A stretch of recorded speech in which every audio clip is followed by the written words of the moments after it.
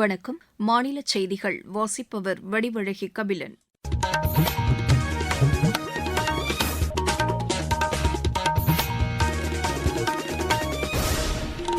தலைப்புச் செய்திகள்.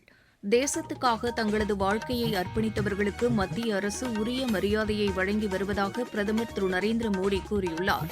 தோல் பொருட்கள் ஏற்றுமதி தொடர்ந்து அதிகரித்து வருவதாக மத்திய வர்த்தகத்துறை அமைச்சர் திரு பியூஷ் கோயல் தெரிவித்துள்ளார். தமிழகத்தில் பெண்கள் பாதுகாப்பை உறுதி செய்ய தவேக அரசு உரிய நடவடிக்கையை எடுக்கவில்லை என்று பிஜேபி குற்றம் சாட்டியுள்ளது. மேற்கு தொடர்ச்சி மலையை ஒட்டிய பகுதிகளின் ஒரு சில இடங்களில் இன்று மிதமான மழை பெய்ய வாய்ப்புள்ளதாக சென்னை வானிலை ஆய்வு மையம் தெரிவித்துள்ளது.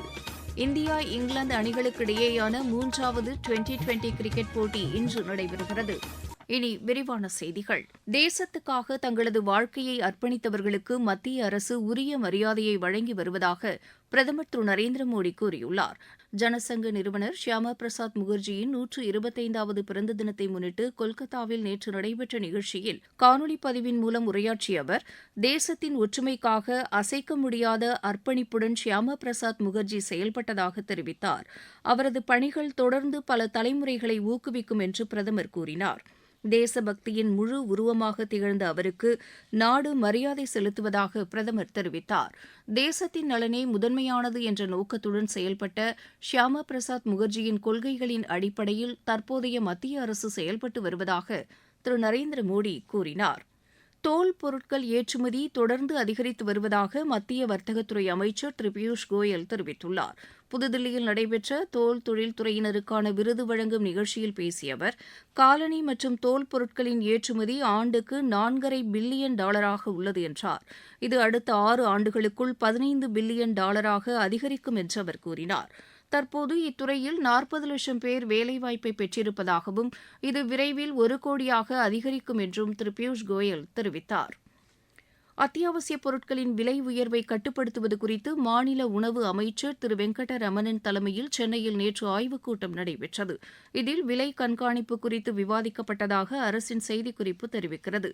இது தொடர்பாக 3 மாதங்களுக்கு ஒருமுறை ஆய்வுக் கூட்டம் நடத்த முடிவு செய்யப்பட்டுள்ளதாகவும் அதில் கூறப்பட்டுள்ளது.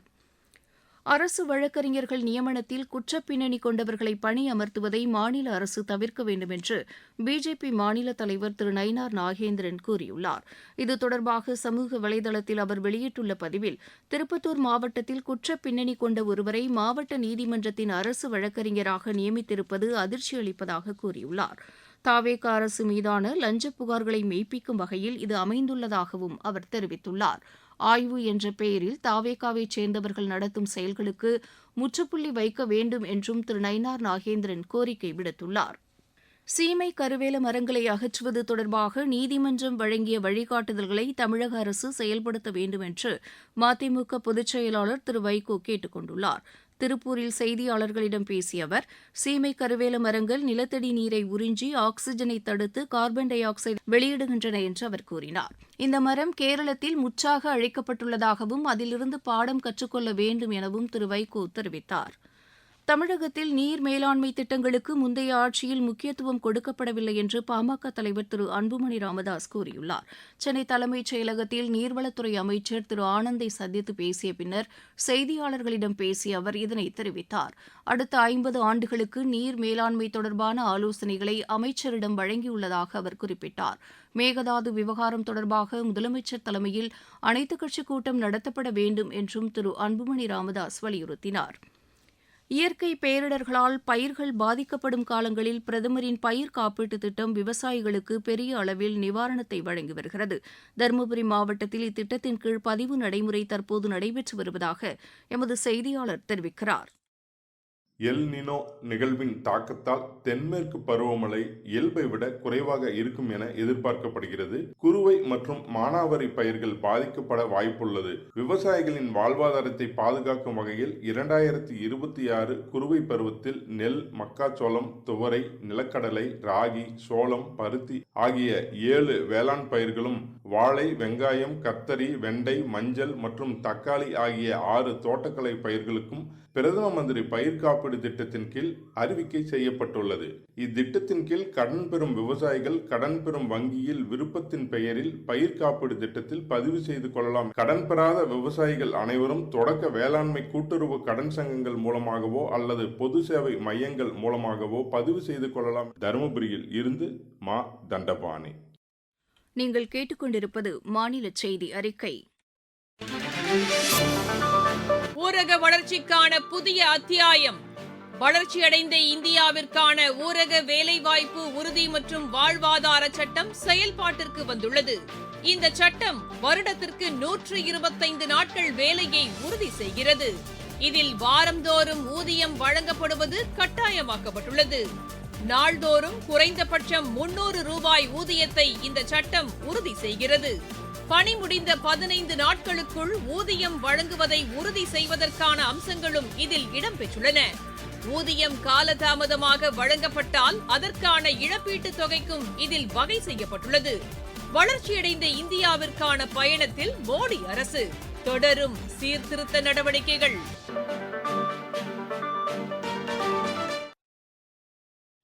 தமிழகத்தில் பெண்கள் பாதுகாப்பை உறுதி செய்ய தாவேக அரசு உரிய நடவடிக்கையை எடுக்கவில்லை என்று பிஜேபி தேசிய மகளிர் அணி தலைவர் திருமதி வானதி ஸ்ரீனிவாசன் குற்றம் சாட்டியுள்ளார். புதுச்சேரியில் செய்தியாளர்களிடம் பேசிய அவர், முந்தைய திமுக ஆட்சியில் பெண்கள் பாதுகாப்பு எந்த நிலையில் இருந்ததோ அதே நிலையில் தற்போதும் நீடிப்பதாக கூறினார். ஊழலை ஒழிப்போம் என்று கூறிய தாவேக ஆட்சியில் தற்போது முறைகேடுகள் தொடர்பான புகார்கள் அதிகரித்துள்ளதாக திருமதி வானதி ஸ்ரீனிவாசன் தெரிவித்தார். சென்னையில் சிறார்கள் வாகனம் ஓட்டினால் பெற்றோர் மீதும் நடவடிக்கை எடுக்கப்படும் என்று மாநகர காவல்துறை ஆணையர் திரு அமல்ராஜ் கூறியுள்ளார். சென்னையில் செய்தியாளர்களிடம் பேசிய அவர், உரிமமின்றி வாகனம் ஓட்டுதல் மற்றும் சிறார்கள் வாகனம் ஓட்டுவதை தவிர்க்க வேண்டும் என்று அறிவுறுத்தினார்.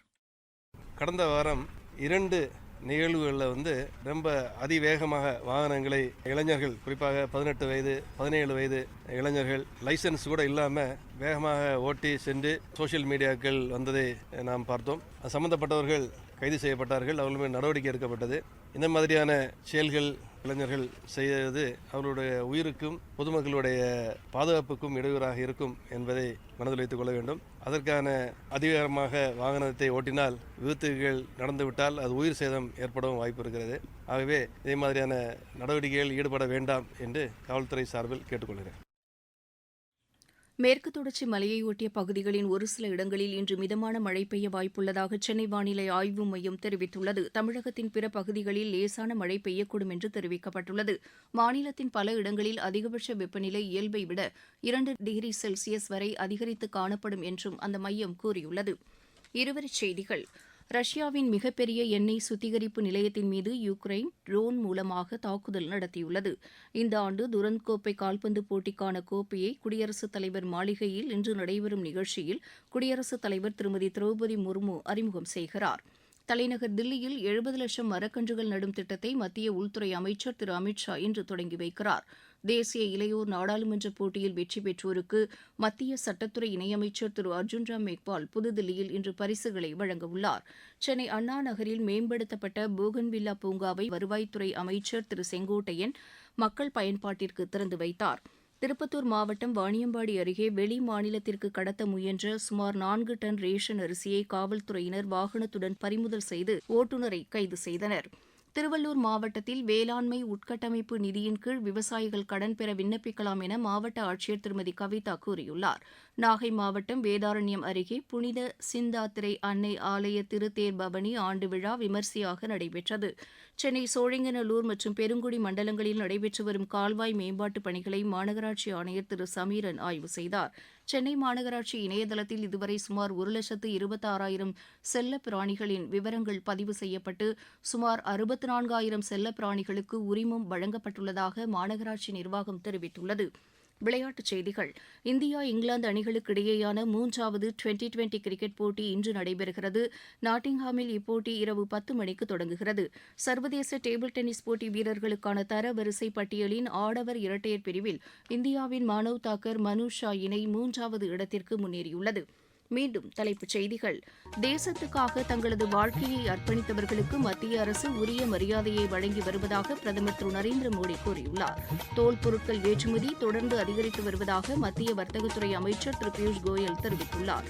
தமிழகத்தில் பெண்கள் பாதுகாப்பை உறுதி செய்ய தாவேக அரசு உரிய நடவடிக்கையை எடுக்கவில்லை என்று பிஜேபி குற்றம் சாட்டியுள்ளது. மேற்கு தொடர்ச்சி மலையை ஒட்டிய பகுதிகளின் ஒரு சில இடங்களில் இன்று மிதமான மழை பெய்ய வாய்ப்புள்ளதாக சென்னை வானிலை ஆய்வு மையம் தெரிவித்துள்ளது. இந்தியா இங்கிலாந்து இடையேயான 3வது டுவெண்டி கிரிக்கெட் போட்டி இன்று நடைபெறுகிறது. செய்தி அறிக்கை நிறைவு பெற்றது.